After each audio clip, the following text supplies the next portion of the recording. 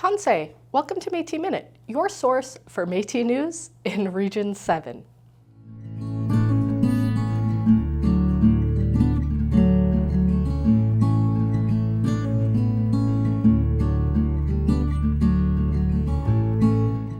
Hello. Welcome back to Metis Minute. My name is Samantha Loney, and today we are covering a story that is a follow-up to a previous episode of Metis Minute. If you're a frequent watcher of Metis Minute, you may have seen the episode we did on Friday Harbour. We covered a story about how Friday Harbour was asking for an exemption from the noise bylaw from the city of Innisfil, which covers its jurisdiction. During the City of Innisfil's council meeting, where Friday Harbour had asked for that exemption, they had asked for an extension so they could do some research and bring it to the council to argue their point of why it is important to be exempted from this noise bylaw. And as promised, we are going to bring you the City Council footage of that today. Thank you. Good evening. Your Worship, Mayor Dolan, Deputy Mayor and Councillors, my name is Sandy Dudley and I live at 3847 West Street. We moved here 27 years ago for the rural peace and quiet like our neighbors did. When Friday Harbour was proposed in the first place, we supported it. We were a couple of the few people who did, but not what it has necessarily become. The original developers often listened to our community and compromises were made by both sides. That is not true of the current management. Let me start by stating we have never asked that the music stop as portrayed by Friday Harbour and its residents. We only ask that it be reduced to non-invasive levels. We enjoy music, we go to concerts and theater regularly, but there's a place for loud music. Just reduce the decibel level a bit and stop the DJ from yelling over the already loud music. When we sit on our front porch, we can hear him saying happy birthday to so-and-so and we'll see you next Saturday, and we can't listen to our own music on our front porch, and if you want to listen to my phone later, you're welcome to. We don't need to hear every word he shouts over and above the music. There are times we can't carry out a conversation on the front porch. I also want to remind Council that the Mayor, the Deputy Mayor, and our Councillor Rob Saunders attended a meeting with several residents of the community last year to voice our concerns. So this is a concern to others, not just to us. Friday Harbour has their sound stage in a residential community and has directed its sales and the sound towards our residences, not their condominiums. Some Friday Harbour residents have no regard for its neighbours, and I've read the posts. They should close their doors and their windows. They could move. Or, more recently, ageist remarks. They seem to have an all or nothing approach and don't want to make any compromises. The noise levels are excessive when the rock concerts are on full blast. What other community allows such high levels of sound in or near a residential community? Most cities and communities have noise level and pollution restrictions, not bans. We are asking Council to properly assess the sound levels and help bring about a compromise that both communities can live with. Thank you. Thank you, Mrs. Dudley. Mr. Dudley?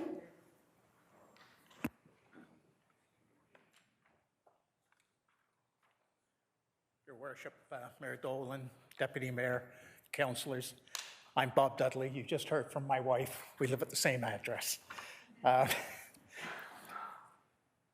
She just talked about the excessive noise and the impact on our lives and our neighbors. And I want to add a bit more new information to that. Apparently, a sound recording was performed in 2022. I haven't seen the results. However, what I can tell you, in 2023, the sound levels were higher than 2022. So any reporting and recording that was done in 2022 really becomes irrelevant because the volume since then have increased. Yes, thank you. Oh, sorry. Apparently, so I think that becomes irrelevant. However, one of my neighbors, who I think will be speaking a little bit later, has conducted a 6-month recording of the sound from Friday Harbour, and I think he shared that with Council, and I believe he's going to talk about it a little bit later as a delegate. I've seen some of his results, and it seems to confirm what we have said previously, and that the volume levels are louder than our conversation levels on our front porch. So, what my wife is saying about the impacts, they're real. And I went online to try and determine if the decibel level was at what Mr. Steimer is reporting. I tried to figure out what's the decibel level from the soundstage. And I'm a layman. I tried using some of the technical stuff online, but the best I could come up with is that sound is probably at the 110 decibel levels. That's rock concert levels in a residential community. And I'm not aware of any other community, residential, that would allow rock concert levels in there. So, they're generally in enclosed areas. Now, there's places like Woodstock and Glastonbury and the Budweiser stage. They're either in fields in the middle of nowhere, or Budweiser points its noise out into Lake Ontario, unlike Friday Harbour that points its sound at our community. You're at the 2-minute mark. If you could wrap up, please, Mr. Dudley. So what they're asking for is rock level concert, dance hall music levels. And, they want to continue, they want to expand it. The new reporting that we've got from Mr. Steimer, I think really says that, in my mind, council needs to go back and reevaluate the sound levels before accepting any proposal from Friday Harbour, because it's new data, it's more relevant, more extensive, and warrants the council taking further look instead of accepting that proposal tonight. Thank you, Mr. Dudley. Thank you. Next, Leanne Lay. Thank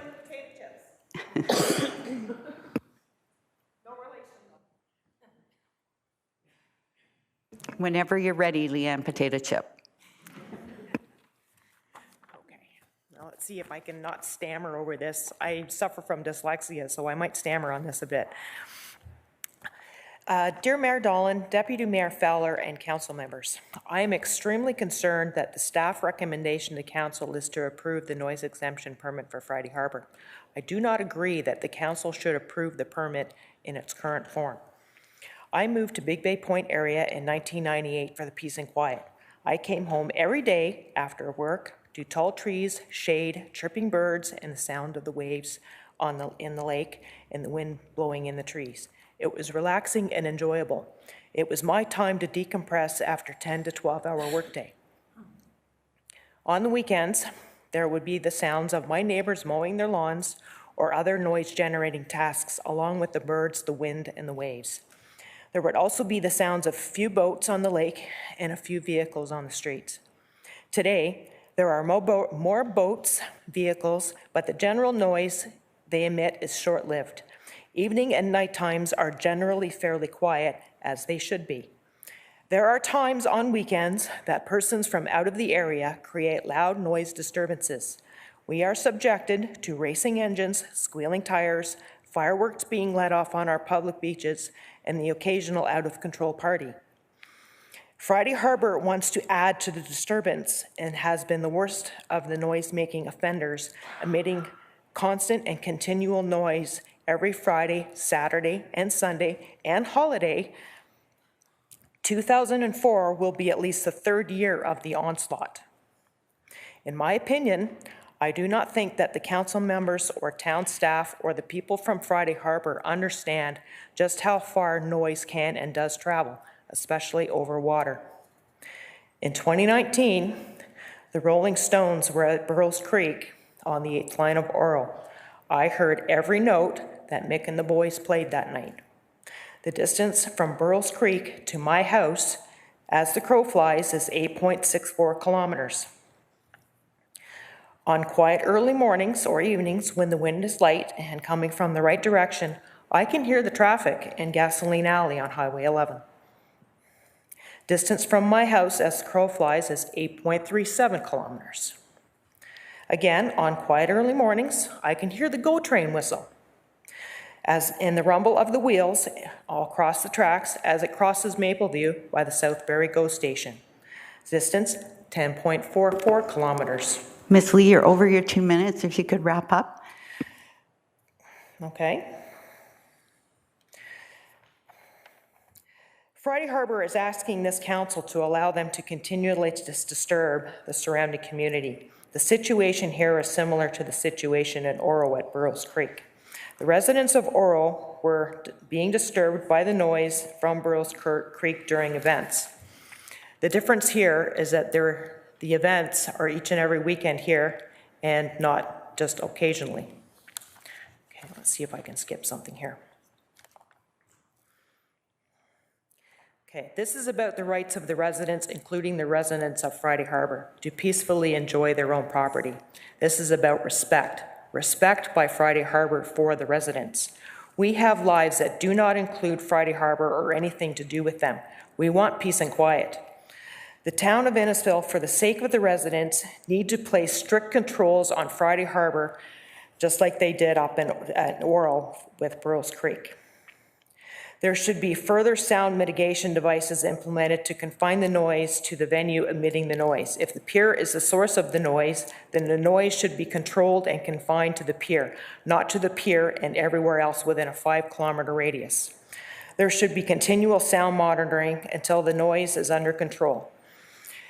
I strongly urge the council not to approve the exemption permit as it is currently written, as nothing will change from last year regarding the noise from Friday Harbour events. We are all here tonight because of the past noise complaints from the residents, official or otherwise. There is a problem here and it needs to be addressed. Thank you, Ms. Lay. And I have to tell you, I read your email, that we all received that email. That's why I sent it. Yes, and for anyone else who is here that sent an email, all of those emails were received and read by every member of council. And the clerks made sure they recapped every evening all the emails that came in that day. So rest assured, even if you didn't speak tonight, all of those emails have been read. Thank you. I also want to address the fact that there were 2 petitions that came in, one in favor of the noise exemption, one against the noise exemption. Both came in too late to be on the agenda, but again, both of those petitions have been sent to every member of council for them to see. And finally, the final open forum person is Ann Hunt.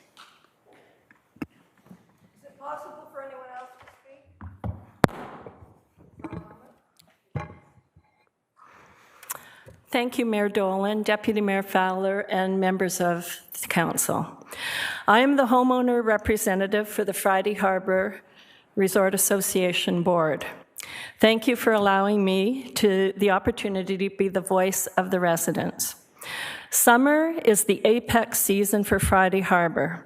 For residents, guests, visitors, and tourists, it is a time to enjoy entertainment, music, and various recreational activities both on land and water.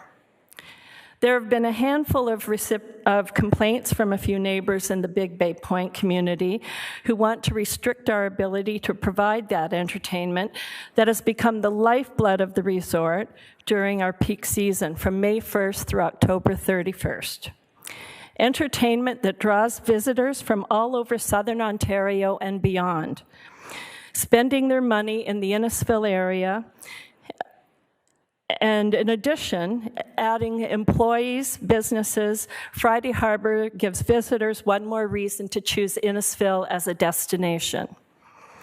Their anti-permit campaign to the town council and to the dismay of the Friday Harbour residents was supported by Ward Councillor 6, Robert Saunders, and has been bolstered by people well beyond Big Bay Point who are not remotely impacted by anything that goes on in our community. Our residents chose Friday Harbour with the understanding the resort had the full support of council, who ultimately agreed more than a decade ago to allow the construction. And since inception, homes on the point and those at Friday Harbour have realized substantial gains in property values, a trend we hope to see continue. Onerous restrictions that limit our ability to operate as a resort will have a definite impact on those values, as well as curb our ability to draw new visitors and residents. In the past, Friday Harbour has worked hand in hand with the council to seek a balance between the needs of the resort and the concerns of the community. We have always been willing to come to the table to discuss these matters. 2024 will be no different. Ultimately, we are all neighbors. I'm confident we can find a resolution that allows the requirements of the resort to function within reasonable parameters, allowing for an open noise permit from May 1st to October 31st without limitations that accommodate the consideration for our neighbors. Welcome, Ms. Fargo, whenever you're ready. Thank you. Good evening, Mayor, Deputy Mayor, Council, and staff. While reviewing Mr. Harris's additional information memorandum, I was not surprised that the entire historical complaint data was not included. Every time we complained in the past, we were told the same thing, and there was never any change. So yeah, we stopped reiterating our concerns as the frustration wasn't worth it. So many didn't bother in 2023. Instead, the community had a meeting with the mayor, deputy mayor, and Councillor Saunders about it. And now here we are. So Mr. Harris also commented that one inquiry, was determined to be within the acceptable limits. But at the last meeting, staff told council that the bylaw is based on decibel levels and the town does not own the measuring equipment to enforce it. So how does the officer know the limits were acceptable? Further to this, Mr. Harris wanted it noted that bylaw officers conducted several proactive patrols in 2023 of the residential areas surrounding Friday Harbour, and that their qualitative observations at the time were of moderate to low noise levels. So my qualitative observations while in my yard and walking the surrounding residential areas is that it's too loud. So who's right when there's no actual sound measuring? Council asked Friday Harbour to produce the acoustical engineering report of the sound monitoring, and instead Mr. McGuina, and I do apologize if I said that incorrectly, he's sitting behind me, sorry, penned a letter summarizing mitigating measures taken in 2023 that they intend to continue on to this year. One is that they turned it down. But if they turned it down enough, I would not still hear the bands or DJ while trying to relax on my property. I'm not sure if the entire letter was posted, as there was no valediction or signature, and I am hoping that pages were missing that include a better path forward than what was posted. First and foremost, we need and we want Friday Harbour to succeed. But secondly, we would like them to be a considerate neighbor. As their neighbor, I'm not asking to silence you.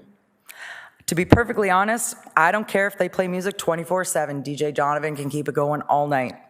What I'm asking for is that it's turned down so that the surrounding neighborhood can't hear it. Every time I spoke to Cheryl, Mario, and the acoustical engineering firm, I asked the simple question of why can't they just turn it down? To me, that is the easiest, fastest, and most economical answer, and everyone wins. The neighbors can enjoy their yards again, kids can sleep, and Friday Harbour can keep the party going. Every time I'm at an establishment with amplified music, my smartwatch notifies me of the loud environment and tells me the decibel level. And no, I'm not suggesting buying everyone a smartwatch, but I can't help but wonder if the IT department could download a noise measuring app on the town-issued smart devices. Again, just looking for the easiest, quickest, and most economical solution. This isn't a matter of us against them. We need to coexist, and we should get along. So why can't Friday Harbour be a considerate neighbor and just turn it down? Thank you very much for that, Ms. Varga. Anyone have any questions for Ms. Varga? Councillor Saunders. Thanks, Ms. Varga, for the comment. I just have one question that's going to lead into a few more with Friday Harbour. Was your house, and I'm not going to say where you live, involved in this noise study in 2022? Yes, it was. I actually helped coordinate all the addresses that were monitored. Okay, so there's one comment, and I just need you to answer it. It says, there was minimal neighborhood activity and no sound from Friday Harbour sources. True or false? False. Thanks. Any other questions or comments? Seeing none, thank you so much for the delegation. And a mover and a seconder, please, to receive the delegation. Moved by Councillor Zanella, seconded by Councillor Richardson. All those in favor? That is carried. Next, we have Karen Lindsay. Karen Lindsay?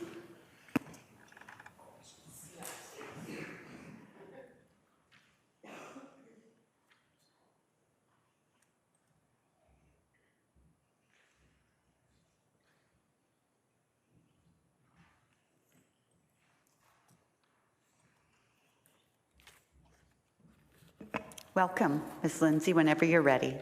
Thank you. Good evening, Mayor Dolan, councillors, and members of the public. I'm here, of course, to talk about Friday Harbour's request for a noise exemption. My name is Karen Lindsay. I live on Alberta Avenue in Big Bay Point. Where I live is one block from the most beautiful road end beach in Innisfil. I am disabled.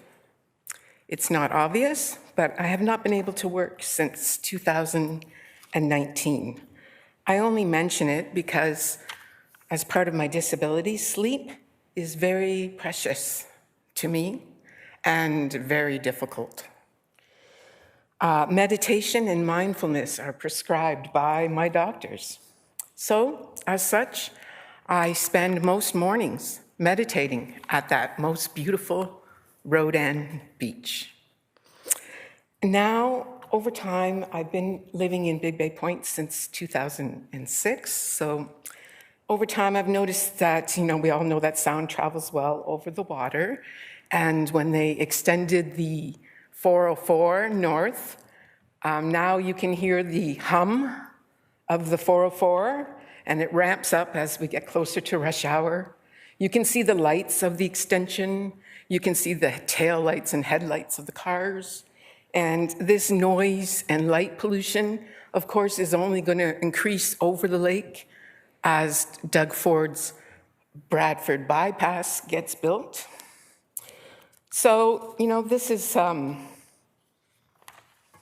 I'm sitting there, I can also hear now the sounds of deliveries, 7 in the morning, to retail establishments at Friday Harbour.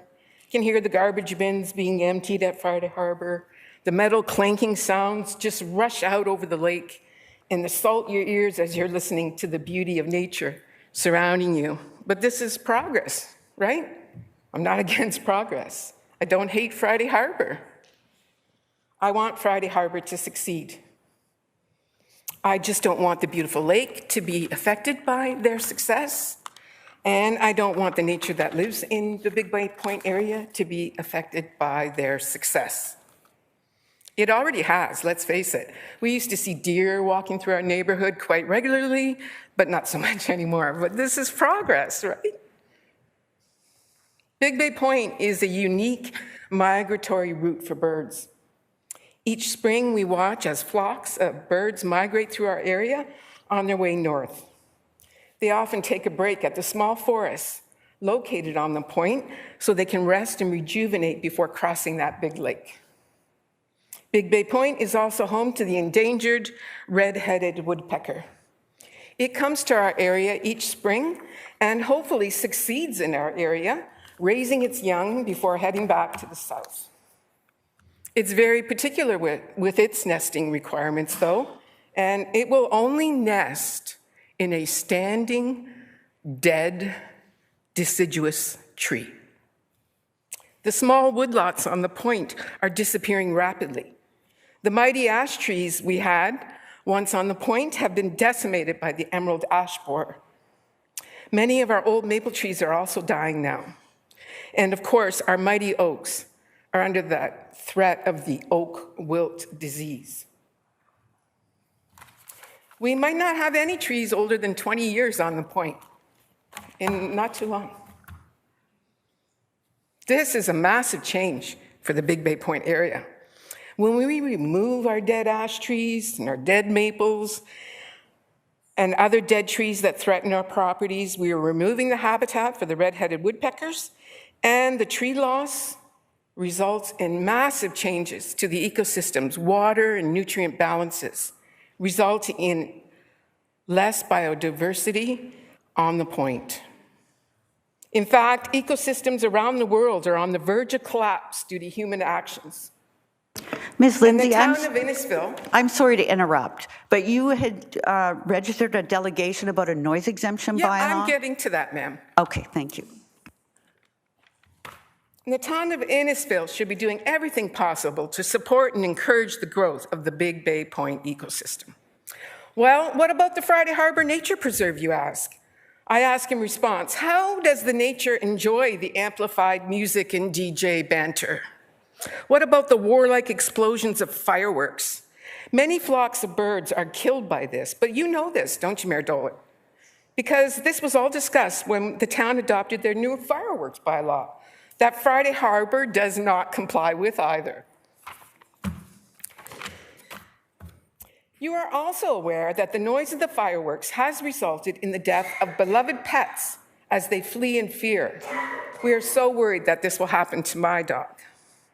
You know, too, that people with certain medical conditions can be severely negatively impacted by the noise of fireworks, yet we allow Friday Harbour to violate our fireworks bylaw.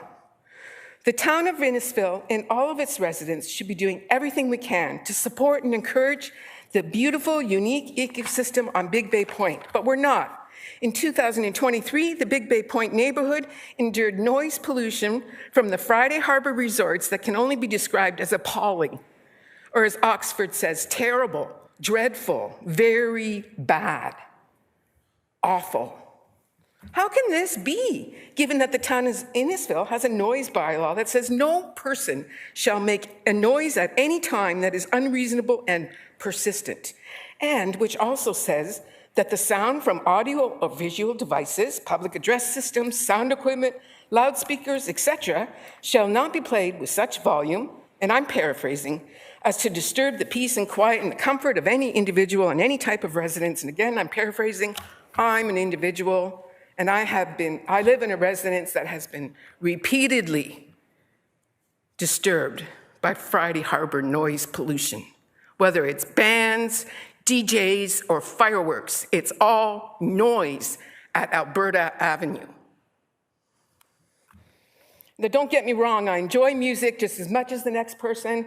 I enjoy a party. However, I have not enjoyed what Friday Harbour subjected me to in 2023, and I will not accept it for 2024. Just what has Friday Harbour subjected me to?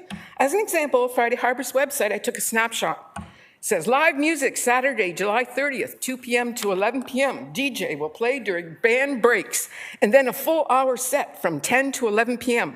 That's 9 hours of amplified music, DJ banter, and noise.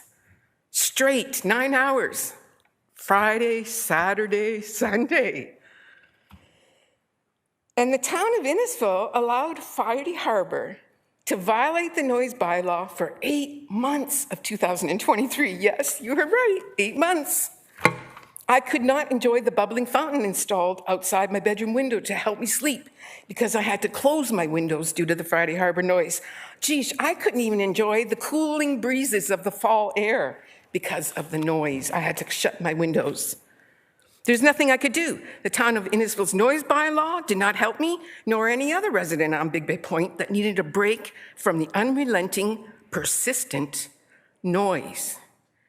Did the county of Simcoe imagine back in 2018 when they approved all those massive changes Friday Harbour made? Did the county of Simcoe imagine that one of those little changes of the outdoor theater instead of an indoor theater? Did they imagine that that would be such a problem? No, they even said right there in their minutes in 2018, the town of Innisfil's noise bylaw will take care of that outdoor theater. So, Councillor Saunders, has come up with a neighbourly compromise to Friday Harbour's request for multiple noise exemptions in 2024. Let's face it, everyone has their own taste in music, but I don't subject my neighbours to 9 hours of my noise on a regular basis, if ever. It's not neighbourly, is it? Mayor Dolan, would you do that to your neighbours? I know you wouldn't. It's just not neighbourly. You wouldn't do it to your neighbours. As a good neighbour, I can compromise and support Councillor Saunders' recommended response to Friday Harbour's request for multiple noise exemptions in 2024. This year, however, it's Friday Harbour's turn to compromise. Enough is enough. Thank you. Thank you, Ms. Lindsay. Anyone have any questions for Ms. Lindsay? Seeing none, we have a mover and a seconder, please, to receive the delegation from Ms. Lindsay. Councillor Richardson and Councillor Waters. All those in favor? That is carried. Next on our list is Susan Rosenthal, partner of Davis Howe LLP. Whenever you're ready, ma'am. Thank you. Good evening, Madam Mayor, Deputy Mayor Fowler, members of council. I'm here on behalf of Friday Harbour Resorts, and here with me in the audience is the CAO, Mr. Hani Rustam, as well as other members of our management team. As you know, the resort is seeking approval of a noise exemption application with one modification which you were advised about through an additional information report. I believe that Council accepted as part of its agenda today. And that amendment reflects a change to add Sunday nights, Sundays actually, on the long weekend until 11 p.m., which was inadvertently left out of the last application. This application is absolutely critical to the successful operation of the resort. And in that regard, I'm going to address three matters: the mitigation that the resort has already undertaken, the next steps that the resort is prepared to take, and finally, the resort's serious concerns about the economic harm to the resort and to the town if any further restrictions are applied to the exemptions that we have requested. Before addressing these matters, however, I would like to make a few general comments. First, and this is important, the resort does take noise abatement very seriously and does recognize the importance of taking into consideration community interests and input. And as I will discuss very shortly, the resort has already implemented many measures to address the manner in which the community events in the resort are provided. As well, we do share staff's desire to establish a procedure, a process for 2024 for both notification by the town to the resort of concerns and to determine what, if any, additional measures would be needed to those that Friday Harbour has already put into place. And that's reflected in the town's option 1 recommendation. But we do ask that the council be mindful of the fact that planning for a resort, all activities, entertainment, and community events is not a last-minute exercise. And to maximize the quality of these events, the activities are planned and contracts executed months in advance. The 2024 season was planned and contracts executed based on operational timeframes historically permitted through previous permit exemptions granted. Until this year, the resort was granted an open permit providing exemptions for the entire resort season from May to the end of October, 7 days a week without limitations. And it was only with the recently initiated process that we were asked to provide specific dates of operation with our application. By the time the resort was asked to do so, the season had basically been fully planned. So what you're asking, if you make changes to the exemption requests that had previously been given, as well as the requests that we made, you are seriously impacting arrangements which have already been entered into, potentially causing significant economic concern. The events are planned for a reason. The events reflect the resort's desire to be a hub for the community, a place for resort owners, their guests, and visitors from the community at large to play, enjoy, and have fun throughout the season. These events animate the promenade, and they attract a critical mass of people who then can support the retail that the town has so been very interested in seeing put into place and be successful. I did indicate earlier that I wanted to address three matters. So first I'll turn to the mitigation that has already been undertaken by the resort. In 2022, following recommendations by a qualified acoustic engineer, the resort implemented the following noise mitigation measures. They reoriented the speakers away from the closest residences, and all of the speakers are facing inside. They aren't facing towards the community, either the Friday Harbour community or the community outside of Friday Harbour. They've also reduced the volume of music. They reduced the bass component, that's a low frequency component that tends to shake things up of the music. They've reduced the volume of the music when microphones are being used. And they scheduled all amplified outdoor activities at the Pier and Beach Club to end at 11:30 in 2022. In 2023, all these measures were maintained, except that the resort moved the beach club open air pool bar events on Saturdays to an enclosed restaurant area. So on Saturdays, they were no longer outside. And in addition, rather than ending programming at 11:30, as they had done in previous years, the resort ended all programming to 11 o'clock, and that is the extent of the time frame being sought in the application. Now, what are we prepared to do next? Well, first of all, the resort will maintain all mitigation measures I just described, including the 11 o'clock time frame, moving Saturday beach club activities inside, and all the other mitigation that I raised. But in addition, and as recommended by staff, and we thought it was a very good suggestion, we will identify a staff person as a contact at the resort tasked with monitoring and responding to concerns raised by staff in connection with outdoor events. So if staff contacts us, we've got somebody who can respond and deal with it. As recommended also by staff, the resort will work with staff to develop a notification process.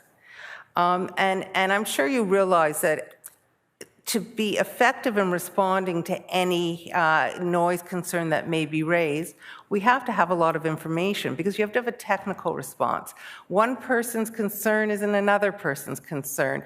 Where the wind is blowing from is going to affect what you do. What time of day it is going to affect what you do.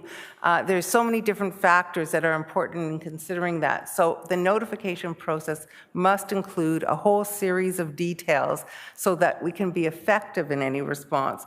Those would include the date and the time of the complaint.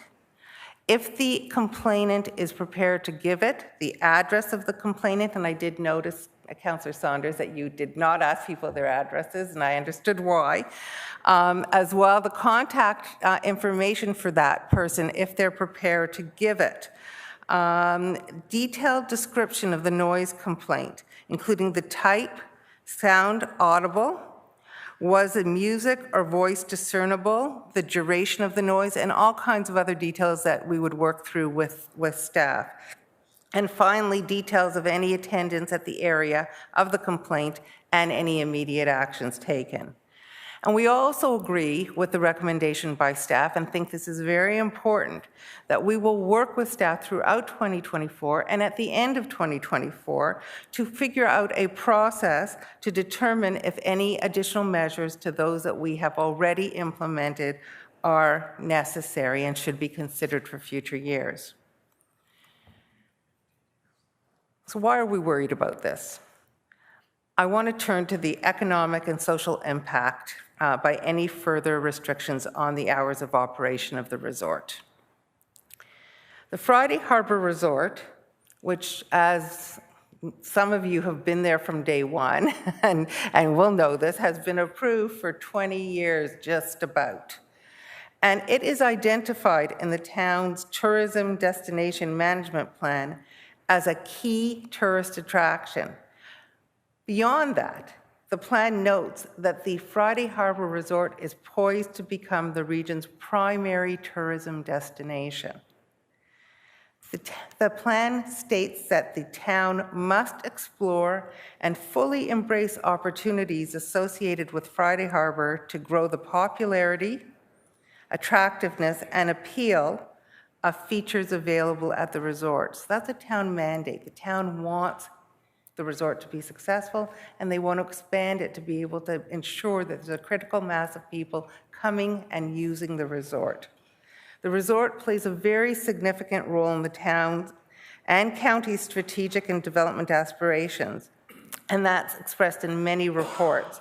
The town's economic development strategy recognizes the need to continue to build out the resort and to deliver successful year-round community benefits for residents, visitors, and the community at large. Our letter to you also outlines a whole number of economic benefits to the town, not only has outlined some of them, including development charges, property taxes, and retail spending, not just at the resort, but in the town at large and into the county as well. Ms. Rosenthal, can I ask you to wrap up? We've reached the 10-minute mark. Thank you. Just about finished. I ad-libbed. I actually had it below 10 minutes. So just to reiterate, all world-class resorts offer music and other entertainment to enhance the experience of residences, guests, and visitors. Blue Mountains, another resort in the town, has an automatic exemption all year up till 11 o'clock. If they want to go beyond 11, they have to make an application. But if they don't, they've got that exemption right there for a resort in your own county. Further restrictions to the resort operation will undermine the resort's competitiveness in the broader community, will make it less attractive in comparison to other resorts, and less competitive in future negotiations with entertainers and artists. In short, the restrictions will cause economic damage to the resort and, by extension, the town. The staff report provides a proper balance. It recognizes community needs. It ensures that Friday Harbour is involved in a process which can deal with concerns that are raised. They want to develop the process. Friday Harbour is very much a willing partner in that. And as a result, what we would do, we would ask you to allow the resort to continue functioning as a key tourist draw and economic driver, and approve option 1 in your May 8th report, subject to the one change of adding Sunday long weekends to 11 o'clock. Thank you. That is the end of my presentation. I'm happy to answer questions. Thank you. Questions or comments? Councillor Saunders and Deputy Mayor Fowler. Thank you, Madam Mayor. I have a couple of questions. You were talking about why we are here. There's a couple of reasons we are here from the last 20 years. Councils have changed, residents have changed, Friday Harbour's gotten bigger, and the noise has gotten louder. The other thing is, if all your mitigating factors were working, we wouldn't be here tonight, would we? And on top of that, not only are you asking for the exemption to be blanket, you also want to add more hours. How conservative is to our residents, not just the Big Bay residents, but Friday Harbour residents, is that? You're just asking, and not giving. So if I may answer through you, Madam Mayor. Yes. First of all, we in fact have reduced the number of hours that we previously had permissions for through previous exemptions. We have indicated that we are seeking an exemption to 11 o'clock for Fridays and Saturdays, and long weekends on Sundays as well. But that we didn't anticipate that we would have any activities during the week on Monday to Thursday, other than Monday long weekends. So there has been a reduction in the provisions, and as well as I indicated, in 2022, we had activities until 11:30, and in 2023, we did reduce that to 11 o'clock and intend to continue to do that. Follow-up, Councillor? Just one follow-up. Thank you for giving the staff or the residents the extra half hour of sleep. Deputy Mayor Fowler? Would it be all right if Mr. Roostem just responded? Mr. Roostem, yes, I'm going to ask everybody, both sides of the table and our audience, everyone, to maintain respect and decorum. Absolutely and always, Madam Mayor. Good evening, everyone. Just wanted to thank the community member from Friday Harbour who really showed up today to really express their thoughts and their feelings about what Friday Harbour is, and the positive role that we aspire and we continue to play within our community. At the same time, I would like to really also welcome the other members of the community, because for us at Friday Harbour, we're all members of one community that is called the Innisfil community, okay? And I want to reiterate to everyone, council, our community members of Friday Harbour, they know that really well, and the rest of the community members here as well, that we at Friday Harbour take the opinion of the rest of the community members very seriously, okay? And to that effect, as Ms. Rosenthal, explained, when we were approached by feedback about noise, we have taken actions throughout the years. Starting from 2022, we improved on these measures in 2023, and as a result of increased feedback or continuous feedback, and as advised by council, we have really sat down with the staff and we have really committed to additional measures that we're willing to commit for in 2024. Maybe, Councillor Saunders, maybe some of the measures were not as effective, and that's totally fine. That's why it's a process of continuous improvement. And our sit down with the town staff to really talk to them about additional measures that were included in the staff report that Ms. Rosenthal referenced to, which is really additional measures this year, are already there to prove that. As it pertains to your point that you're making about asking, it's a bit disappointing to hear that from you. Ms. Rosenthal, and we all know that Friday Harbour historically has been awarded or issued a noise exemption permit open from May the 1st till October 31st. The hours in this year's noise exemption are extremely limiting to what Friday Harbour is, and how can we continue being a resort and a destination that can support us as a community collectively. So your point about asking,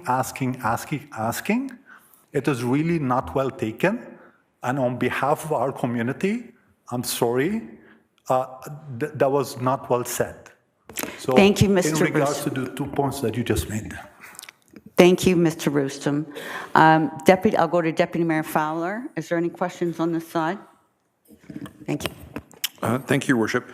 I've been going over the report and everything that's been occurred, everything that's occurred with the information been given, and from what I understand, with information provided by the clerks, in 2019, 2020, 21, and 22, there were no exemptions or requests granted. So this is something that's come up in the past year. It's a fairly fresh, so I can see why everyone's upset, no matter which side they're on. In 2023, there was a blanket at, up to 11 p.m., and Friday Harbour would notify if it went after the fact. Now what we're looking at is we're taking out 4 days of the week. We're limiting it to 11. I believe the noise bylaw states electronic measures by 10. I could be mistaken on that. My question is this. You've come with these exemptions. You come with saying this is what we're asking for, this is what we're willing to do. hypothetically, I'm going to give you a hypothetical situation, and I need staff to clarify on how we would proceed. Because in the report, it says that under option 1 for the approval, we approve the noise exemption request with the following conditions. Outdoor amplified sound must be limited to the approved days and times. Breach of the terms and conditions shall render the exemption null and void. The town reserves the right to revoke the noise exemption permit at its discretion. And the town and Friday Harbour establish a protocol for the 2024 season as outlined in the additional information memorandum dated May 8th.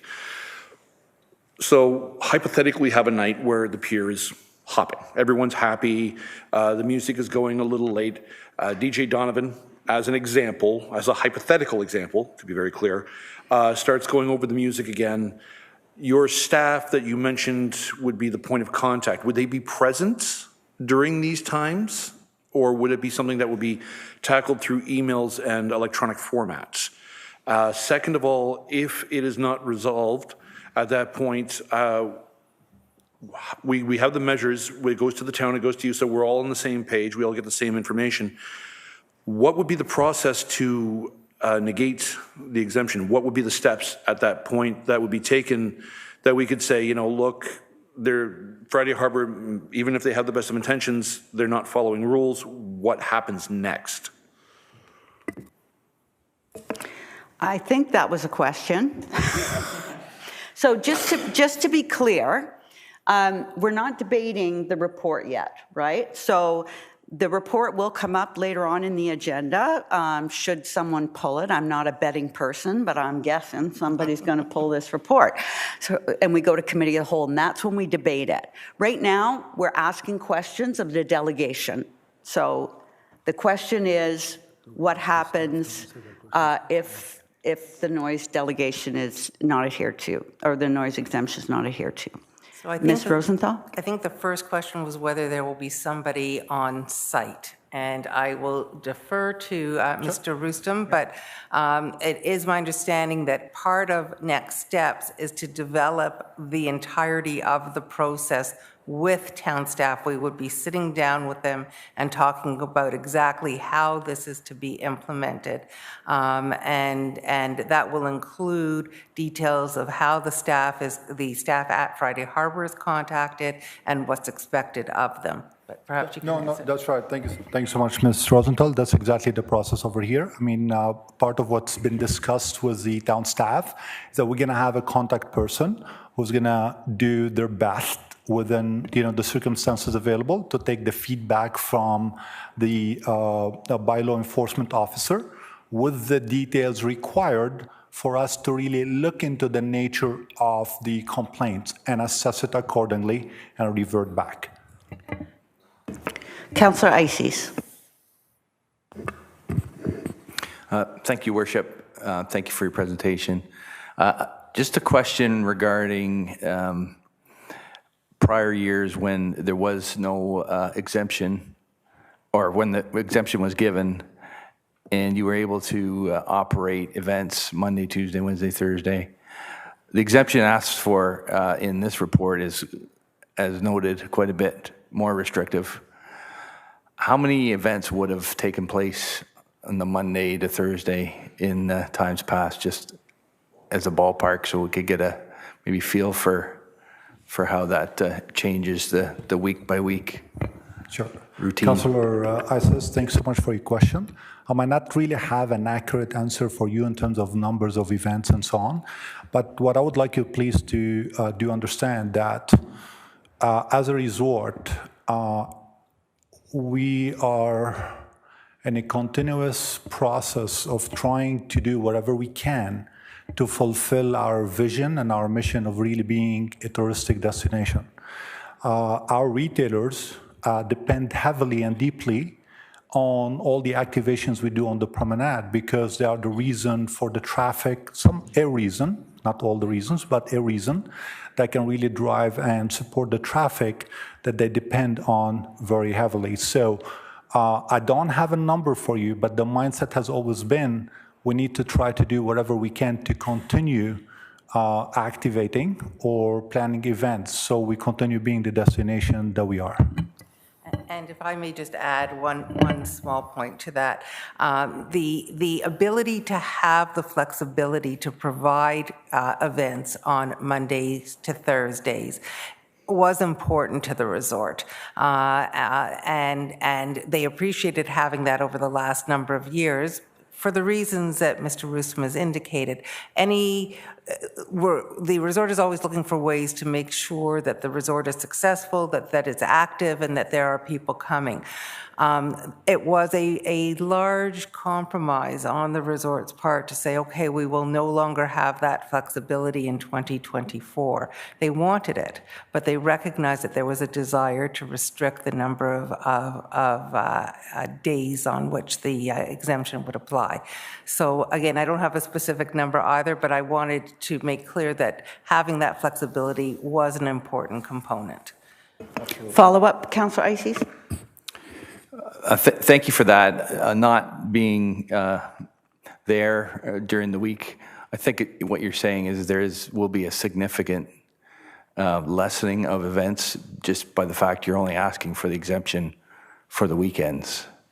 So those events won't be a concern for residents. The sound will not be coming from those musical events because you don't have an exemption on those nights.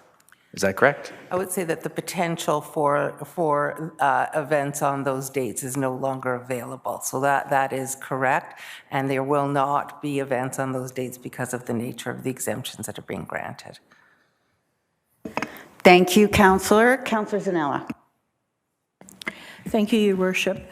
In previous years, when you've received the exemption, was the holiday Sunday on holiday weekend always included? That's right. So it was just that this time you just forgot to put it in?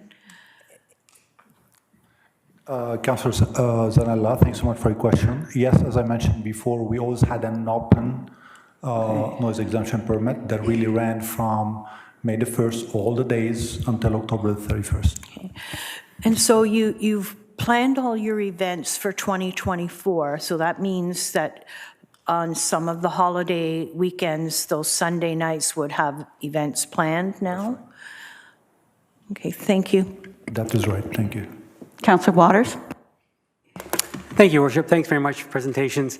I've listened to the community and I've listened to residents of Friday Harbour. It seems that everyone wants Friday Harbour to be successful, and this council has always voted to make sure that Friday Harbour was successful. And you know, I think we've all probably enjoyed our time there. I am hearing that they don't want the music to stop. They're just asking it for it to be turned down. And what I'm hearing is a qualitative process by which you're going to react to noise that's too loud. My question is, how does anyone distinguish what is too loud and how do you turn it down? So I'm asking, would Friday Harbour be willing to put in a technical response to that where we know the noise is too loud? So on the outskirts of Friday Harbour, placing permanent decibel reading devices which will tell us what it is. And over time, you'll be able to say, well, at that decibel reading, it's disturbing the community. And we know how much we can turn it down by. It could, with technology, there could even be an automatic feedback to the sound system. But so I guess my question is, as opposed to a qualitative reporting that's always going to be misinterpreted, is never going to be enough, is having some sort of technical response which Friday might implement. It may not be this year, but it might be something you'd be willing to test to see whether or not it would be helpful in deciding when the music is too loud. Because qualitative, your loudness to my loudness are two different things and will never make anyone happy. So I'm looking for a technical solution here that would appease everyone. So my question is, would that be something that Friday Harbour would consider? I realize not this year. That's something you might be able to, with the company you've worked with for sound mitigation to date. Would they be willing to put in something a little more for test it to see what type of protocols you might be able to come up with next year, but try your best this year to minimize the impact on that community? Thank you. Thank you, Councillor Waters. And I will say, I do take your point about what someone's noise is somebody else's not noise. I was explaining to Mr. Roostem that my husband loves Metallica and I hate it. So when I hear it, it's noise to me. I think that certainly, I agree with you that in order to properly assess what is needed, you need a technical analysis. You can't do it by way of somebody's anecdotal evidence or somebody's feeling or somebody's emotion. And I think that's part of the process that the town wants to sit down with Friday Harbour Resort to evaluate what should be done, what could be done, what is the process by which we can evaluate. Are there a lot of noise complaints? Are there not a lot of noise? These are all things that will have to be talked about and a process determined, but a technical assessment and what that would involve is certainly not out of the question and is something that we could discuss with the town. Is there? Sure. Thank you, Ms. Rosenthal. Councillor Waters, thanks so much for your questions, and I really appreciate the look at the technical part of the challenge that we're dealing with over here. I just want to really reiterate to you as well that having heard the complaints or the feedback in 2022 and 2023, we actually acted on the direction of given to us by really purchasing a decibel meter ourselves, so we're able to really measure the music levels itself. We understood that the 90 threshold should not be crossed. We made sure that our managers on the ground are always measuring the decibel levels and making sure that they're always below 90. And there are a number of other technical actions taken. So, when it comes to music, you've got there's something called a decibel or noise limiter on the systems that you do have, and right now they're really set on 85%. So we tried to really follow and take some quantitative actions, and we'll continue doing that as Ms. Rosenthal just referenced right now. Councillor Richardson. Thank you. So for me, what we're trying to do is find a happy medium. We're trying to make sure that the residents of Friday Harbour, the residents of Big Bay Point feel at least heard. And so for me, I've heard that they feel that there's too much noise, it's too loud. And so for me, when I'm looking at what your noise exemption, including your addition of the extra Sunday, my question is if we allow that, when would the residents of Big Bay Point have a chance to have peace and quiet in their own backyards and enjoy that quietness if we allowed you to be able to have the noise exemption Friday, Saturday, Sunday?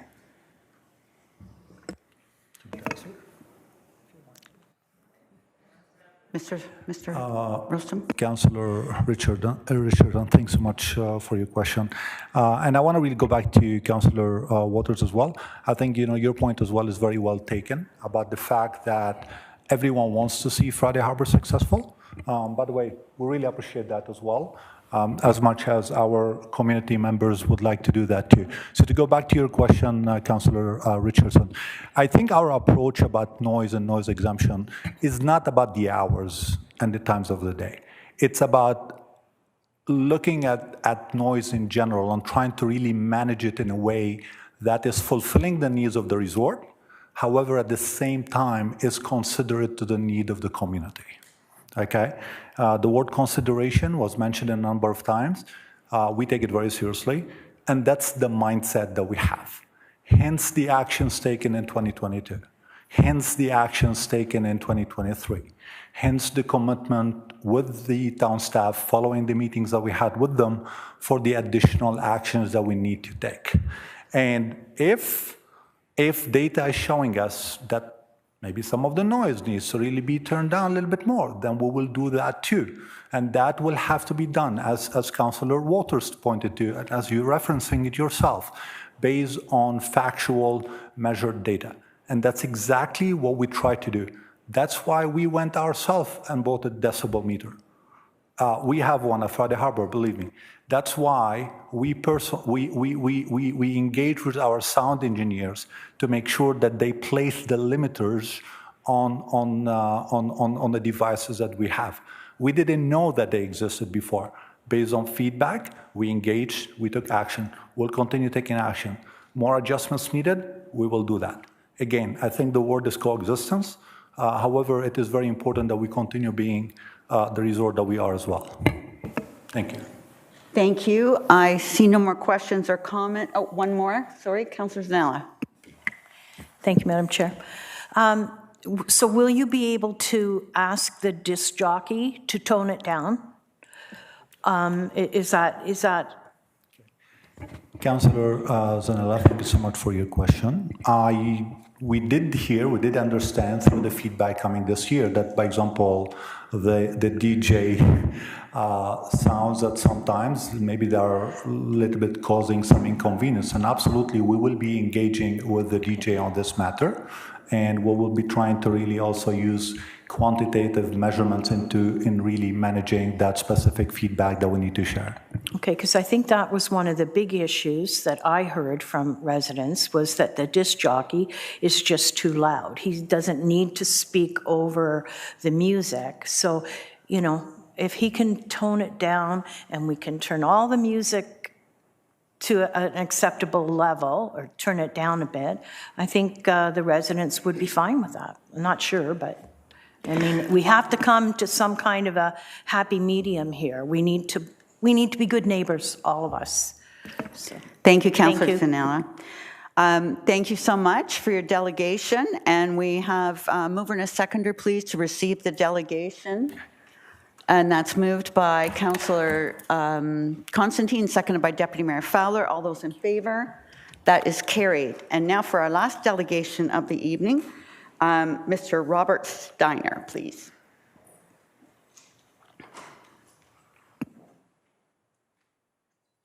Thank you for your patience, Mr. Steiner, being last. And whenever you're ready. Mayor Dolan, Deputy Mayor Fowler, and councillors, thanks for having me. I'll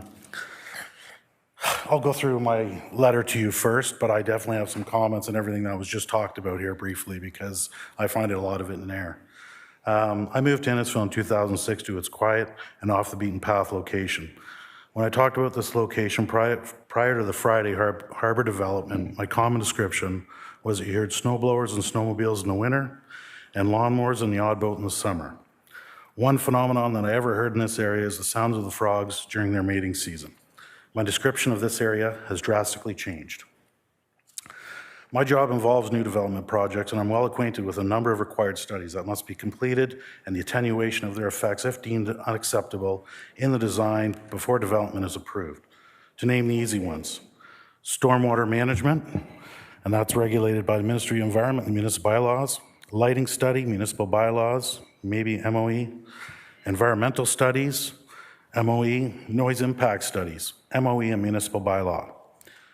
These studies are all required to ensure that we are not, for example, flooding neighboring properties, damaging existing waterways, causing light pollution, damaging the environment, or causing noise pollution to the existing environment, be that a waterway or residential area.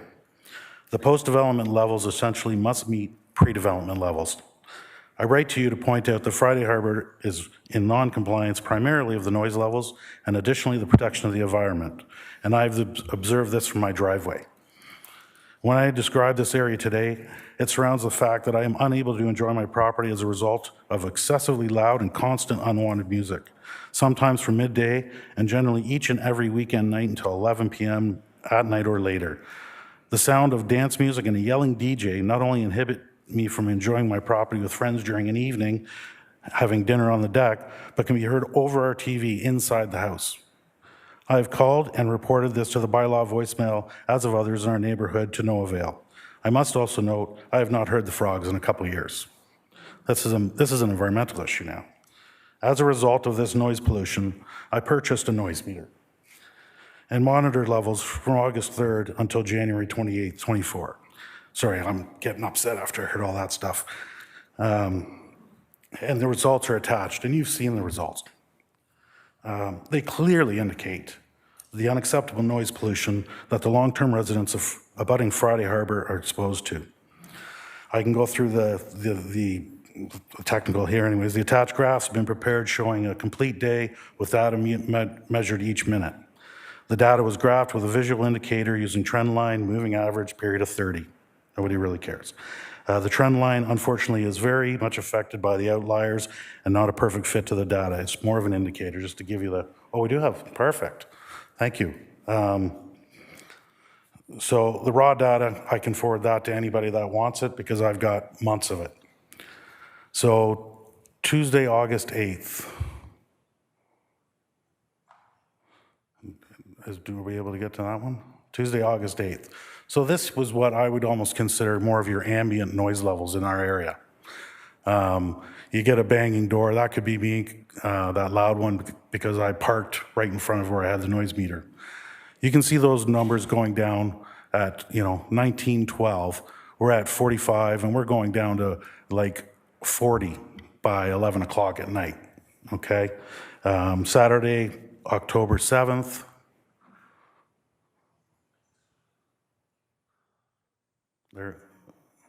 You're getting down once again into the mid 40s late at night. The time around this is a Saturday, so people doing stuff in their yards is going to get the noise levels up. Saturday, November 18th.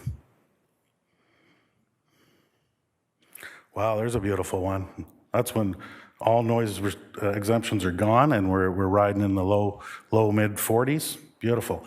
And any published data with regards to a rural area like ours is about 40 decibels, 40 to 42 decibels. And we're running right along there because the ambient noise in our area has increased just because of Friday Harbour. And we're not against that. We're not. Can I draw your attention now to Friday, August 4th?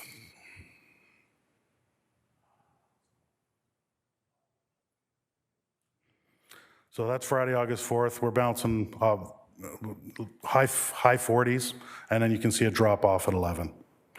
Saturday, August 5th. Look at that one. We're riding in, this is after 7 o'clock. We're riding at 55, bouncing up to 60 decibels. Like, this is crazy. The next one, Friday, August 11th.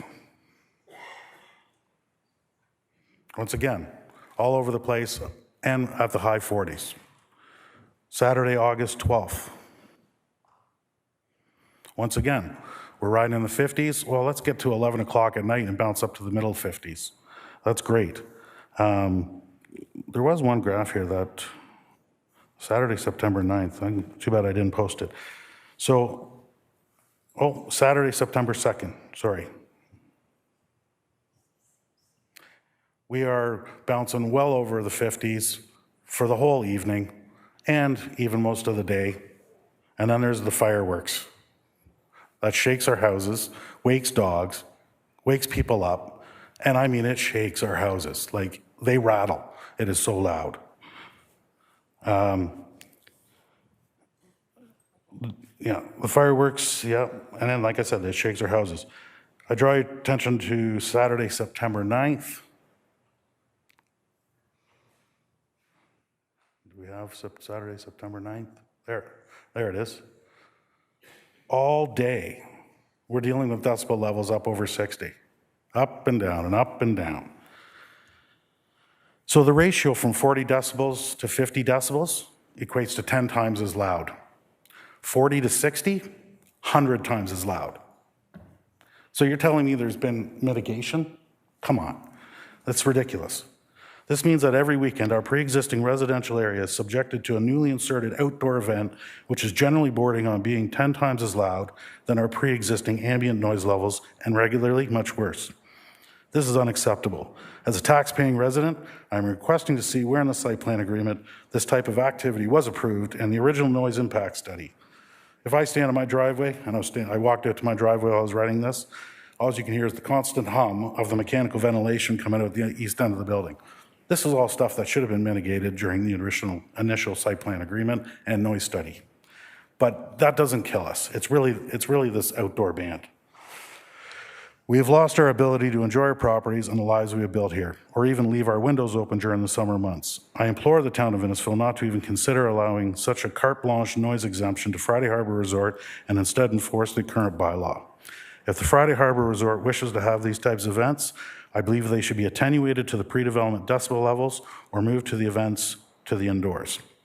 And I outlined the Town of Innisfil noise bylaw. Somebody's already spoke to that. The prohibition of time for that bylaw in a residential area, all times. So I went on to do a little bit more digging following this submission of this letter. And where else am I going to turn? I'm going to turn to the MOE, the Ministry of the Environment. And there's something called the Environmental Noise Guideline, Stationary and Transportation Sources, Approval and Planning. This is a guideline, of course, but there is more to it.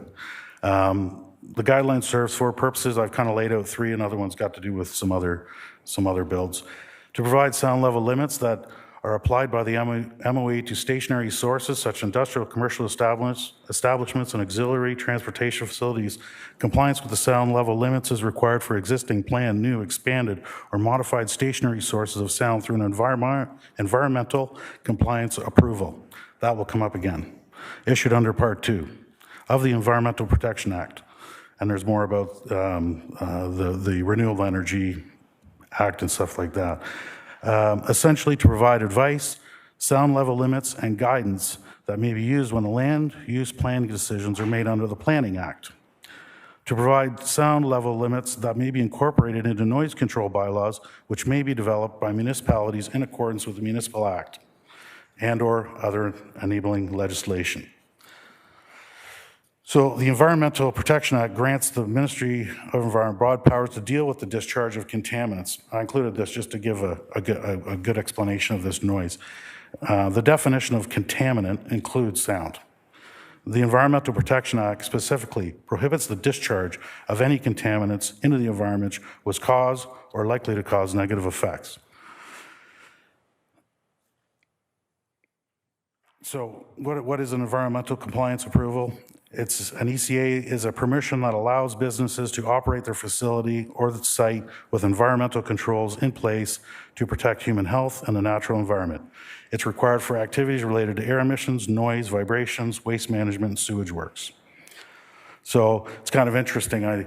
Everybody's on Facebook now and everybody's reading what's been going on in the two, I'm sure, because it's back and forth.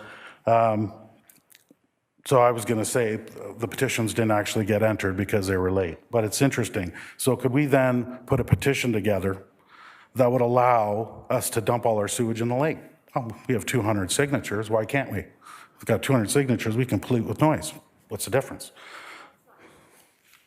It's exactly the same. The EPA classifies areas acoustically. Mr. Steiner, if you could wrap up, you're at your 10-minute mark. Okay. So we are considered a noise sensitive. I'm a little disappointed. Other people were given quite a freedom there. Noise sensitive land use. No, sir. Everybody was asked to wrap up at 10 minutes. Okay. Where that one presentation went on was members of council asking questions, and that could happen to you as well. Actually, a delegate actually stood up here that wasn't even on the list. But anyway, I apologize. Noise sensitive land use. A property of a person that accommodates a dwelling, and this can include illegal non-conforming residential use. From a land use planning perspective, a noise-sensitive land use may be comprised of spaces that are noise-sensitive and spaces that are not noise-sensitive. The outdoor living area associated with a noise-sensitive land use is considered a noise-sensitive space. So research tells me that in Ontario, if you're planning to operate a dance club or any other facility that has the potential to impact the public or natural environment, you need to attain an environmental compliance approval. Does one of those exist that allow Friday Harbour to operate this outdoor dance club? Because that's what it is. I can get into the bylaws, but you want me to get off the stage now. So really what we're against, it's not against Friday Harbour. It's not against them having music. My own personal issue is the operation of this outdoor dance club. The decibel levels are off the charts. You know, I'll give you an example. We were going to hold my mother's birthday at the house. And, well, we decided, you know what, this thing keeps going on and on and on. We can't do that because we can't actually enjoy ourselves and our property because all we can hear is dance music. Outside, loud, inside, over your TV. I think that's excessive. So, you know, I don't believe council should just unilaterally have the ability, or council and staff to unilaterally give ability to impose this contamination on our community. I think the environmental, the MOE or the ECA may have something to say about that. I'm hoping you're going to look into that.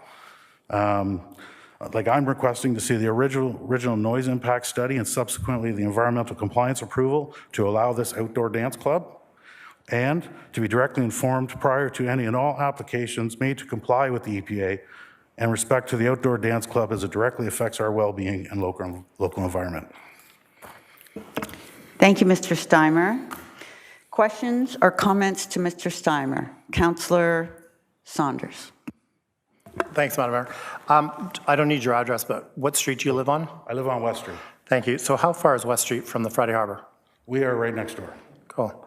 The one question, if you're at 50 decibels, what's that sound like in your front yard? Is it like a car driving by or? 50 decibels. You know what? I did not look up exactly what I would compare it to. The information that I did look into once I was buying this noise meter was that a normal rural residential areas like ours is 40, 42 decibels. Thank you. And it's shown on those graphs that we actually do. Thank you. Sorry. Other questions or comments? Councillor Waters. Just comment, if this gentleman can purchase a sound decibel reading, I think the town should be able to have one. That if he can do it, we should be able to do it. Can I add on to that a little bit? Be my guest. If we are being told that there's been mitigation done, the only way to provide any meaningful mitigation is to actually do a noise impact study. And I know for a fact that that noise impact study would not say, turn your speakers. You would need to install an actual barrier with a certain density of a certain height in order to stop that noise. Forests don't count. So. Thank you. Any other questions or comments? Or they should pay for it. Seeing none, we'll have a mover and a seconder, please, to receive Mr. Steimer's delegation. Moved by Councillor Saunders, seconded by Councillor Ices. All those in favor? That is carried. We're going to go into an amendment to the noise permit that I put together. I just want to make it clear to everybody in the audience, the Resident Association and Hunt, who have said I have opposed to granting the noise exemption from Friday Harbour. I have never, ever said I'm opposed to it. I have always tried to find a balance between Friday Harbour, the residents. As councils, as elected councils, it is our job to listen to everyone, to every resident of Innisfil, to every taxpayer of Innisfil, and make an informed decision. I have never once said I'm opposed to Friday Harbour's exemption. On top of this, I have received numerous emails calling me a homophobe and a racist on this thing, on this noise exemption. This is a noise exemption. We are not sending someone to the execution chamber. It's a noise exemption. So I just hope everybody realizes what's happening here. So I have changed the amendment from Friday Harbour, from our town, to have noise only on Friday and Saturdays from 6 p.m. to 11 p.m., May 17th, up including August 31st, which is the September long weekend.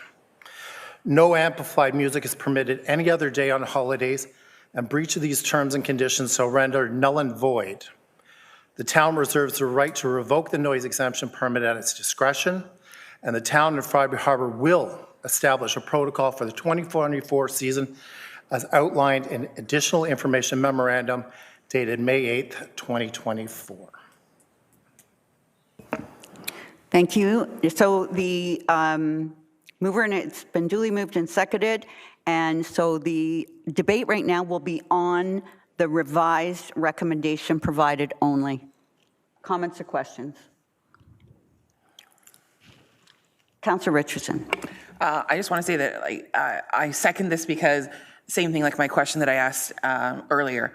If we allow the noise on Sundays, holidays, when do the residents of Big Bay Point, even in Friday Harbour, have a chance to have peace and quiet to enjoy their backyards, enjoy their front yards, and just sit or even sit with their windows open?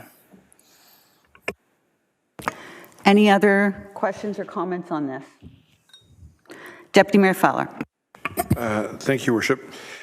If Sunday went to 11 o'clock at night, I can understand that. If we're limiting it to 6 o'clock on a Sunday afternoon, like after that point in time when people sit down for dinner, I know my family sits down usually around 7 or 8 at night. I mean, to wipe out Sundays altogether wipes out any potential for any, that's even during the day. Like that's the, if there's an event for children during the day, that's something I think that's a little too far. I mean, like if you limit it to 6, we don't expect kids to stay up past, a certain hour at a certain time. I mean, if it's something similar to that, or it's a family event, like I can understand the 11 o'clock, but I mean, to take Sunday clean off the table, I doesn't resonate with me. Any other questions or comments on this amendment? On this recommendation? Councillor Waters. I think I'll just repeat some of the things I said earlier, that we're dealing strictly with hours here and not with the sound itself. So residents are still going to be inundated with sound levels, and Friday Harbour is trying to mitigate that. So I don't see any part of this which kind of tries to find a solution for the remaining time that they are open. So I'm sitting on the fence with this one in terms of whether I could support it or not. In terms of there's no solutions for the time that the music is going. I'm sitting on the fence right now, so I don't know which way I'm going to go. Thank you. Any other? Councillor Ices. Thank you, Worship. Definitely trying to strike a fair balance between the residents' concerns and the ability for Friday Harbour to operate. I think it should be noted that the procedure for this noise exemption is new to this council, and my understanding is this will occur every year. So in my thinking, we're going from one extreme to the other and not giving those involved, being town staff and Friday Harbour, a chance to come up with a solution during this upcoming year. So I do have a hard time going this far when we've heard the residents, we've heard Friday Harbour.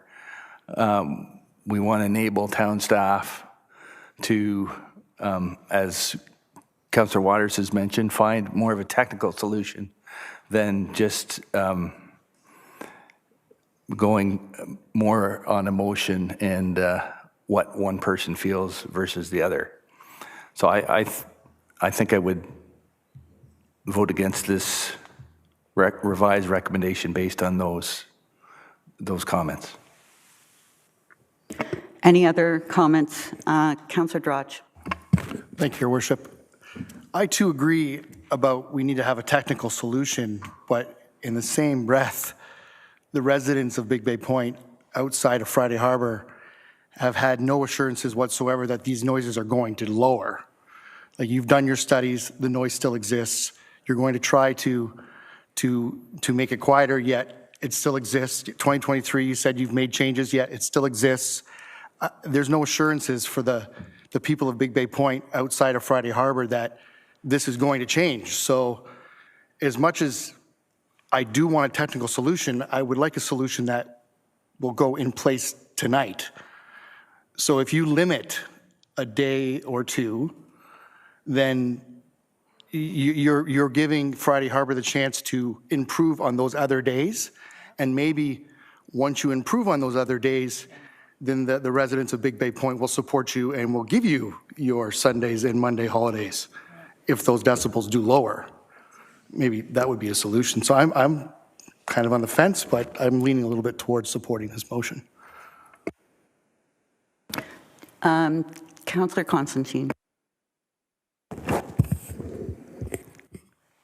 My concern is from all the, I read that from 2018 right up to 2023, there was no exemption. So I'm wondering, is it something new over these past month? Why it's so much outrage about the noise? I don't understand, because they didn't have any exemption before all these years. So what happened? Is something new happening right now? This is my concern. Thank you, Councillor Constantine. Any other comments or? I think I'm with Councillor Ices on this one. I feel, and not just here in this room now, but over the last year or so, there's been more and more in society, more polarized debate, more digging in the heels, more all or nothing, and more demands and less capacity to arrive at a compromise. And I think throughout the town of Innisfil, we have adopted the economic development, and tourism is part of of who we are. And we have tourism more than just in Friday Harbour. We have Sunset Speedway, and it's been there for, I want to say 30 years, but probably longer than that. And they have racing every Friday, every Saturday. I'm not sure about Sundays, but we were able to mitigate the issues that the neighbors had with Sunset Speedway. We have Toronto Skydive.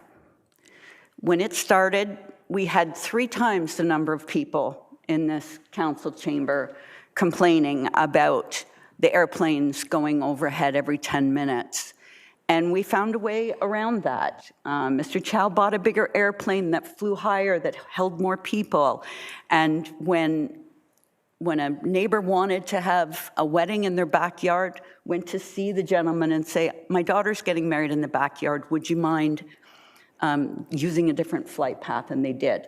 And now they coexist. And I think we need to find a way for Big Bay Point, all of Big Bay Point, and there's 2 clarifications I want to make too. One of them is, I got emails from residents who own places in Friday Harbour who don't like the music. And I got residents of Big Bay Point, not connected to Friday Harbour, who love the music. So it isn't an all or nothing. I think compromise and finding a way to balance, having a successful resort that everybody can use, but at the same time allowing people enjoyment of their property. And I think that that's possible, and I think it's imperative. I've been on this council for 29 years, and one of my favorite sayings is, I know I've hit the right note when everybody's equally unhappy.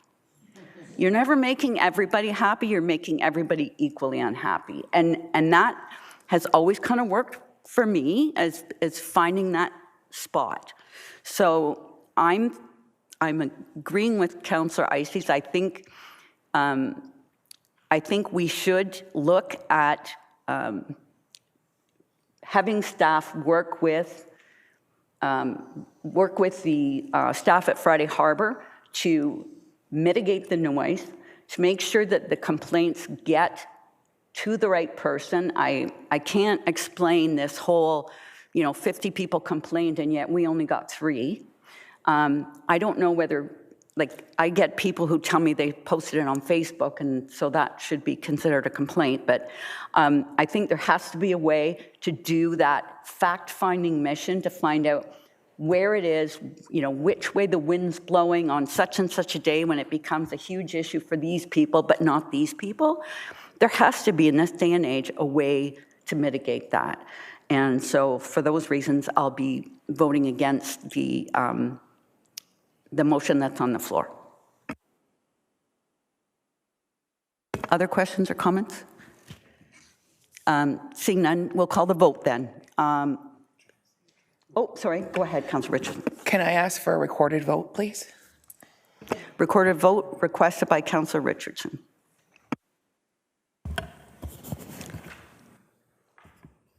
And so everybody's clear, what we're voting on is what is on the screen right now. So it was the original motion, but revised to include A and B. So that would be music from 6 to 11 only, Fridays and Saturdays, from May 17th to August 31st. And no amplified sound any other day or time. Are you ready, Madam Clerk? Thank you, Your Worship. Our recorded votes are done in random order. Councillor Constantine. Deputy Mayor Fowler. Excuse me, I'm just going to ask if people could please turn their mics on because we have people in the live stream and they're going to be very interested how everybody voted. Councillor Waters. Councillor Zanella. Yes. Councillor Drudge. In favor. Councillor Richardson. Yes. Councillor Ices. Opposed. Mayor Dolan. Opposed. Councillor Saunders. Yes. The motion fails, does not carry. We have 4 in favor and 5 opposed. We'll go back to the original motion. Thank you, Council. Now we're debating on the original motion. Questions or comments on the original motion? Councillor Fowler, or Deputy Mayor Fowler. Thank you, Your Worship. I'm doing this as a point of clarification because I want everyone to understand something here. Previous year, Friday Harbour had blanket. They had a blanket exemption. So when it came down to it, there was no real limitations. There was no power that the people had over the situation. Option 1 in this particular vote, I'm going to do it again. I apologize, but I just want to be very clear with this. We've knocked off 4 days right off the get-go. So we've cut it over by over 50% for amplified sound. On the days that it is approved, it must be limited to the approved days and times. Breach of the terms and conditions shall render the exemption null and void. So in other words, if they step out of line, if Friday Harbour steps out of line, they are going to be held to account. This is why I bring this up. So there's already discussion that there's going to be people discussing it with the town as to how to properly mitigate, understand, record, and acknowledge the concerns the Big Bay Point residents have, right? And so they're doing this in a manner that, in the grand scheme of things, puts the power in the residents of Big Bay Point's hands.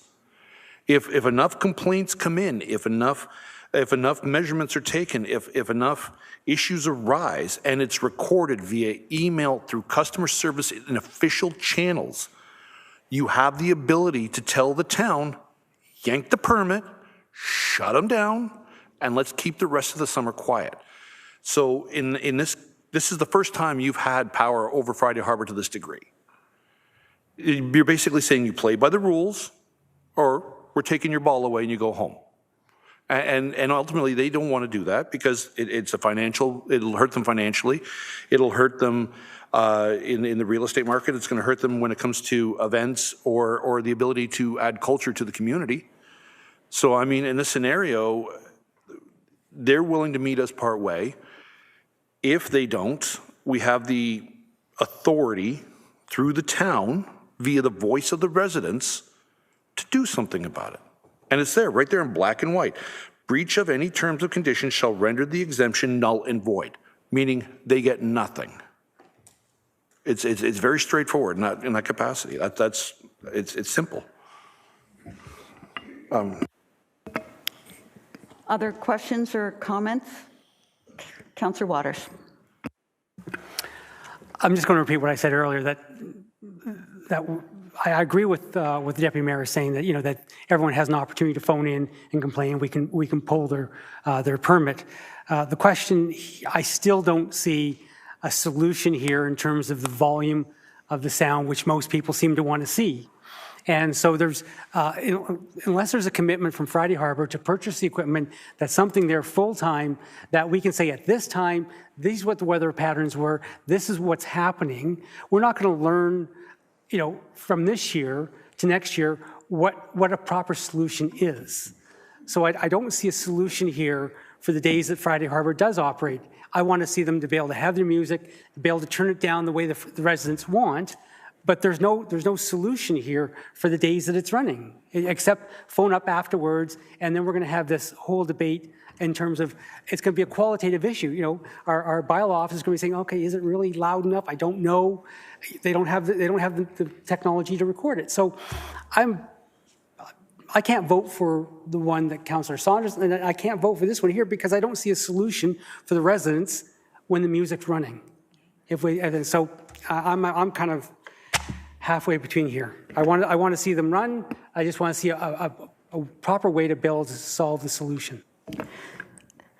If I could, before I go to you, Councillor Drodge, to go to Director Lee or Mr. Harris to kind of respond to that. Like, when I read the report, I read that this person was going to be there, that was in real time, that could go to that place and listen, but I just want to confirm that I'm correct. Thank you, Mayor Dolan. So you are correct. From staff's perspective, the responsible person, as noted in the memo, has to be responding to staff by phone call. We have to be able to attend the site, our municipal bylaw officers, to investigate, which we did on the complaints that were received last year. Friday Harbour does have equipment that they are able to check those levels. If council wants that incorporated into the protocol, I mean, that Councillor Waters is perhaps an amendment to or direction that be incorporated into the protocol. I mean, we still have to work through what's in that protocol. Councillor Waters?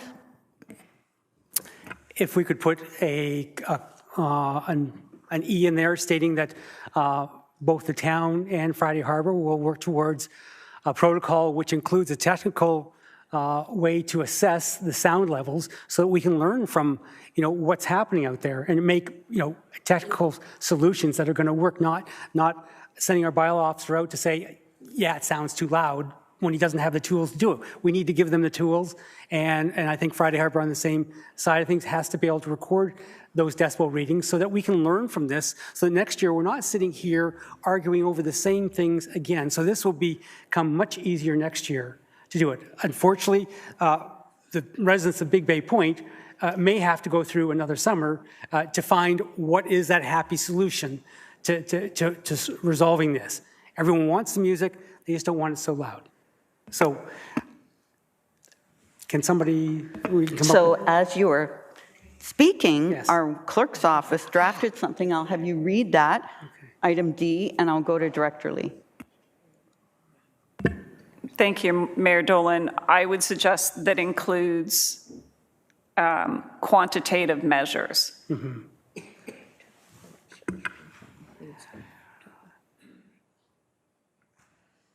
And while that's happening, I'm only going to assume that Councillor Saunders and Councillor Richardson are not going to be moving and seconding this motion. No.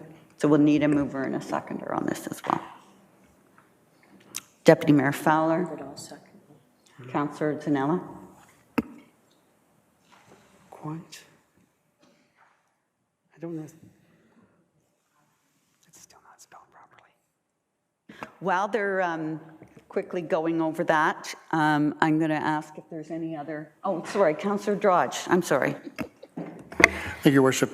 It's just to piggyback off what Councillor Waters is saying. We need to have something in place, but I kind of disagree that we have to go back to bylaw to enforce this. I think Friday Harbour has the means to install instruments on their outer perimeter that can monitor in real time and alert you that your decibels are going over.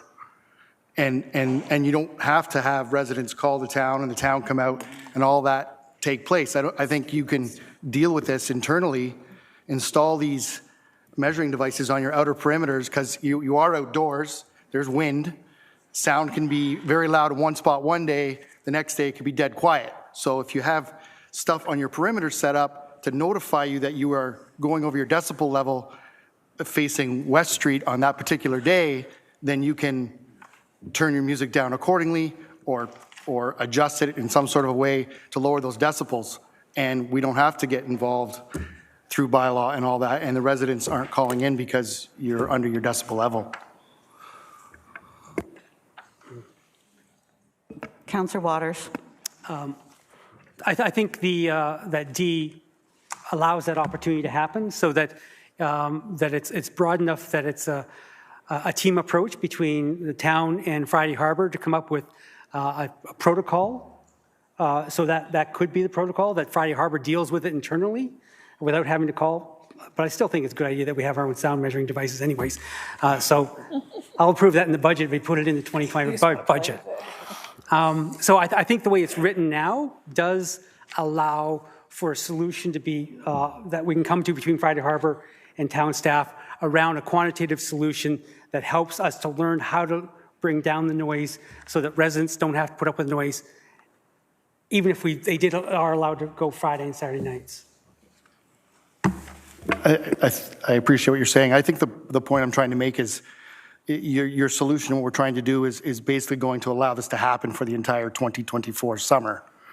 I'm trying to find a more immediate response. So if we had real-time data, we don't have to accumulate it. They can respond right away. And that's kind of the point I'm trying to make. And I'm not sure how to word it, but that's more the point I'm trying to make. I think we're almost getting to the point, though, where we're getting into the weeds a bit with what staff should be doing. We're giving them direction of where we want them to go. And I think they've heard enough debate without us, building it any further, but I'll defer to Ms. Lee. Thank you, Mayor Dolan. You're correct.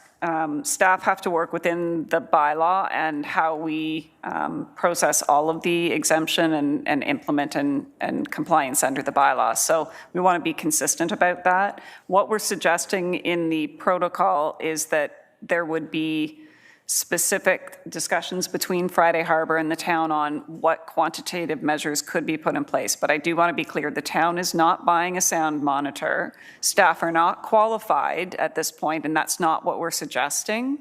We're suggesting having quantitative information from 2024, and as we said in the staff memo, we would be using that as the basis for evaluation in 2025 of additional measures. Back to Councillor Drodge's point, subsection B, breach of any of the terms or conditions renders the exemption null and void. So if staff determine through the year that there is not compliance with the exemption and with the noise bylaw, condition B, the exemption is null and void at that point in time. So it would not wait till the end of the season. Thank you, Director Lee. Councillor Waters. Back to the director, what is the quantitative measurement that you're going to use to say that they're in contravention of the noise bylaw without having meters? And so if we're going to, with any other technical device that our staff run, we provide training on it. So I can't believe that we're not willing to purchase meters and train our staff on how to use them so they can probably, because what you're saying is that we're going to rely on Friday Harbour running around with meters in their hands trying to decide whether or not they're in contravention or not. That is up to us to decide, not for them to decide. So I think investment in meters and training is something that we do all the time, and I don't see why we wouldn't do it this time, especially since we have such a large client and we have a large number of residents who are really quite concerned with the whole thing. Thank you. So I'm going to take that one at first, and then I'll see if Director Lee has something to add. So we have 45,000 people in this town, and I don't know how many neighbor-to-neighbor complaints you get, but I get probably between 10 and 15 a week that they started their lawnmower too early, that their baby was crying, that, you name it, that son had their music up too. So if we train our staff and we get a meter, be prepared to have 25 meters and 50 staff, because they're going to be deployed throughout the town of Innisfil every single day. That would be my concern, is just how resource dependent it would be. You know, and again, a lot of times it's the getcha thing, right? It's one neighbor who's complaining about another neighbor, and then that neighbor complains back about that neighbor. You know, those are probably the worst complaints that I have to deal with. So my concern would be that. But before and I'll go right back to you, but before I do, we have reached hour of closure. So we need a mover and a seconder if we wish to continue debate on this. Moved by Councillor Zanella, seconded by Councillor Waters. All those in favor of continuing, Councillor Director, what are you? You're a CAO. See, I reach hour of closure and my mind closes. I'm interrupting your vote. Please go ahead. All in favor? That's carried. So we'll try for 10:30 if we can get through by then. So, Councillor Waters. I think the way it's written right now allows staff to sit down and come up with a protocol that will address a solution, a technical solution, to help us better monitor and make proper decisions regarding the sound levels, because that's where we're at. We're not about days, we're about sound levels. And I think that's what we should be addressing. Thank you. Deputy Mayor Fowler. Thank you, Worship. One question for Ms. Lay, if possible. Under quantitative solutions, as we don't want people running around with machinery that they may not be properly trained in or have time or energy or handling other matters, would a sound barrier fall under a quantitative solution under that ideology? Because once you put it in there, it's there. It doesn't have to, you don't pay it.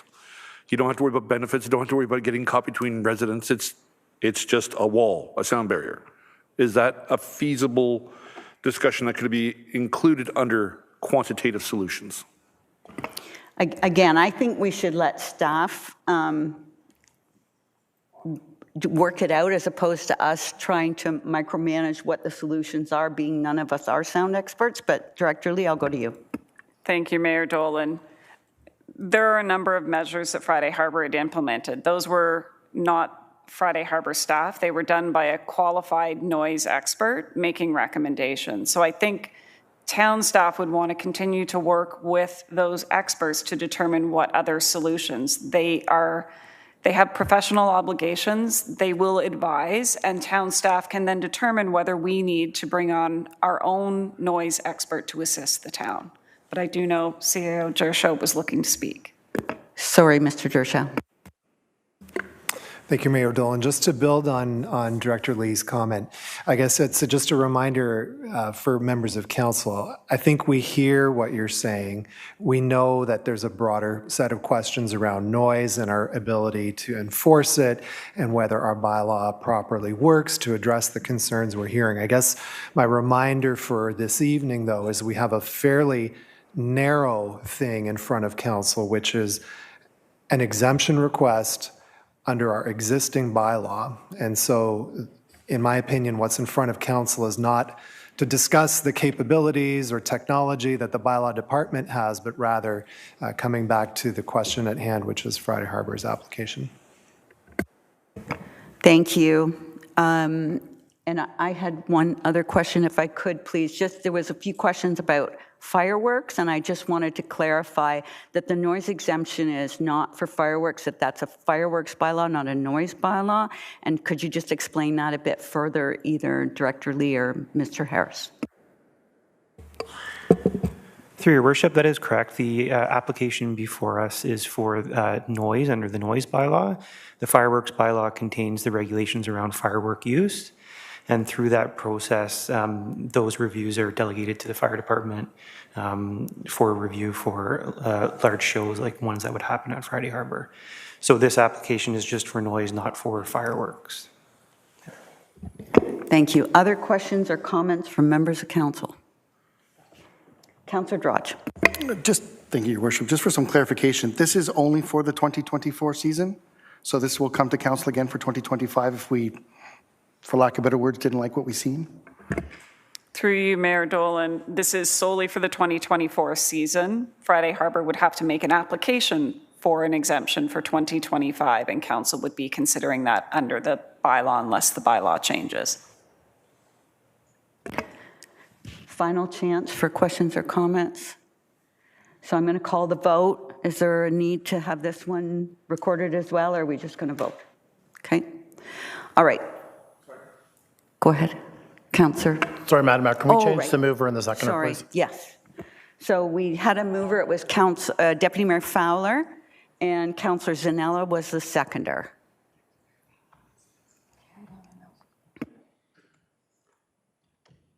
A big thanks to our clerk's office tonight for doing the heavy lifting.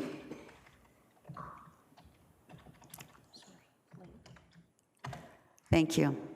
Now, any final questions on the motion that is before you tonight before we call the vote? All those in favor? 1, 2, 3, 4, 5, and I'm 6. Those opposed? 3. 3 opposed, 6 in favor. That carries. Thank you. Although Friday Harbour has been granted this noise exemption, it is important to note that it can be revoked at any time should there be complaints from citizens or neighboring communities. If you live in Friday Harbour or in a neighboring community and you are concerned about this noise bylaw exemption, feel free to reach out to the Innisfil Council or leave a comment in this video and let us know how this is going to be affecting you.